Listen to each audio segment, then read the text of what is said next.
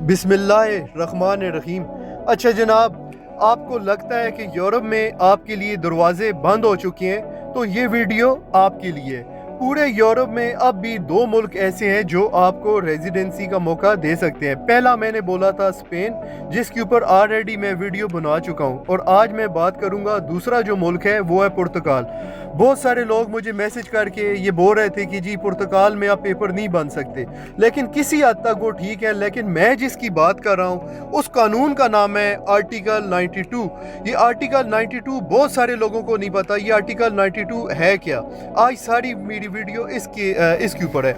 Article 92 जी एक कानूनी resident हासिल करने का पुर्तगाल का ये तरीका है। ये एक इमिग्रेशन कानून है जो आपको स्टूडेंट रेजिडेंसी लेने की इजाज़त देता है। यानी आप पुर्तगाल में कानूनी तरीके से अगर दाखिल हो जाएं तो वहाँ पे अगर फिज़िकल, वोकेशनल या टेक्निकल कोर्स में दाखिला लेते हैं तो इसके ऊपर है। अगर आप यूरोप में आपके पास वीज़ा वैलिड है और किसी भी तरीके से अगर आप पुर्तगाल में वैलिड वीज़े के अंदर वैलिडिटी के अंदर अगर आप पुर्तगाल में इंटर हो जाते हैं तो आप आर्टिकल 92 के इंटाइटल होते हैं। आपको करना क्या है, आप जिस वक्त आप पुर्तगाल में इंटर होते हैं, अगर आपके पास शेंजन वीज़ा है, चाहे आप इंग्लैंड से हैं या यूरोप में आपके पास किसी भी टाइम का एक दिन का भी अगर वीज़ा, अगर एक दिन के अंदर आप पुर्तगाल में इंटर हो जाते हैं तो आप आर्टिकल 92 के आप जो है इंटाइटल हो जाते हैं। इसमें आपने अब करना क्या है, आपने सबसे पहले वोकेशनल कोर्स यानी टेक्निकल इंस्टीट्यूट में दाखिला लेना है। ये दाखिला आपने याद रखना है, ये ऑनलाइन नहीं होना चाहिए।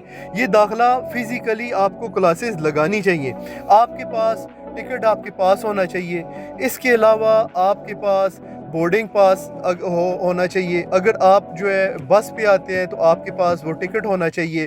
आपके पास वैलिड एंट्री होनी चाहिए। और मैं आपको ये एडवाइस करूँगा कि आपको एक दिन होटल में रुकना चाहिए और वहाँ पे वैलिड एंट्री अपनी करवानी चाहिए, ताकि वो आपको कंप्यूटराइज एक आपको होटल वाले एक लेटर दे देते हैं। ये एक आपका प्रूफ बन जाता है। और उसके बाद आपने कम से कम कोर्स जो है वो आपका 12 महीने से 18 महीने हो और फिज़िकली आप जाते हो, ऑनलाइन नहीं हो, ताकि इमिग्रेशन को ये यकीन आ जाए कि इस बंदे का पुर्तगाल में ठहरना लाजमी है।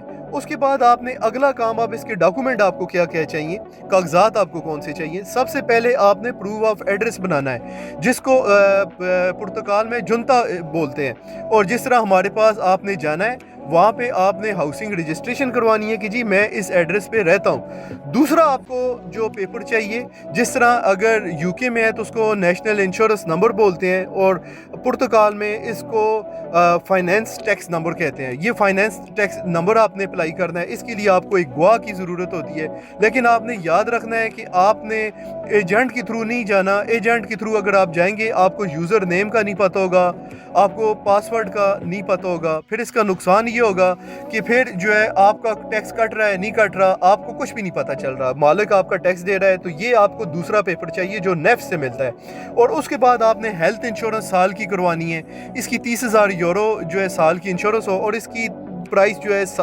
100 से 150 यूरो साल की बन जाती है। उसके बाद आपने कोर्स जो दाखिला लिया है उसका लेटर आपके पास हो, फीस की रसीद आपके पास हो, कानूनी एंट्री के सबूत आपके पास हो, जैसे पासपोर्ट, स्टैम्प, बोर्डिंग पास, ये आपके पास सब पूरा हो। और उसके बाद आपने इमिग्रेशन में इसका अप्लाई करने का तरीका क्या है। जैसे हमारे यहाँ इमिग्रेशन कहते हैं, यूके में इसको होम ऑफिस कहते हैं और पुर्तगाल में इसको एमा कहते हैं। एमा जो वेबसाइट है उसके ऊपर आपने जाना है, या किसी वकील के थ्रू भी अपॉइंटमेंट ले सकते हैं। ये जितने मैंने 4 आपको डॉक्यूमेंट बताए हैं, जिसमें प्रूफ ऑफ एड्रेस है, जुनता में फिर फाइनेंस नंबर आपके पास है, हेल्थ इंश्योरेंस है, कोर्स जो दाखिला लिया है वो आपके पास है, फीस जो आपने पे की है रसीद वो आपके पास होनी चाहिए। और उसके बाद आपने यहाँ पे जाके डॉक्यूमेंट जमा करवाने हैं। एमा से आपने अपॉइंटमेंट लेनी है, जो इमिग्रेशन ऑफिस है वहाँ पे आपके फिंगरप्रिंट होंगे, और फिंगरप्रिंट होने के बाद आपको साल का वहाँ पे रेजिडेंट परमिट मिल जाएगा। साल का मिलने के बाद ये फिर रिन्यू होगा, फिर 2 साल का, फिर ये 5 साल का, और 5 साल के बाद आपको जो है ये जो है आपको पुर्तगाल का सिटीजनशिप और साथ ही आपको पुर्तगाल का पासपोर्ट मिल जाएगा।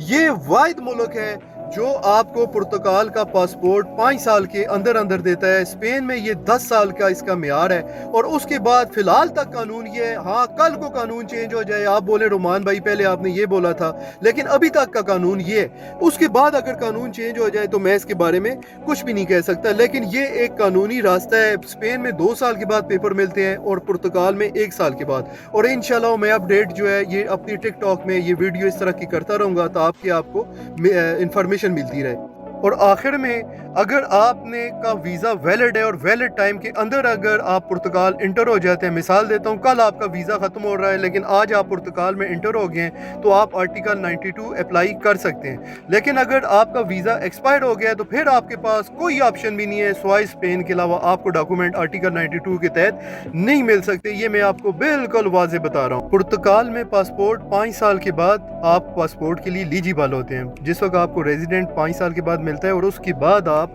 5 साल के बाद पुर्तगाल में आप पासपोर्ट के लिए इंटाइटल होते हैं और आप 5 साल के बाद अप्लाई कर सकते हैं। ये वाहिद मुल्क है यूरोप का जो 5 साल के बाद आपको पासपोर्ट दे रहा है।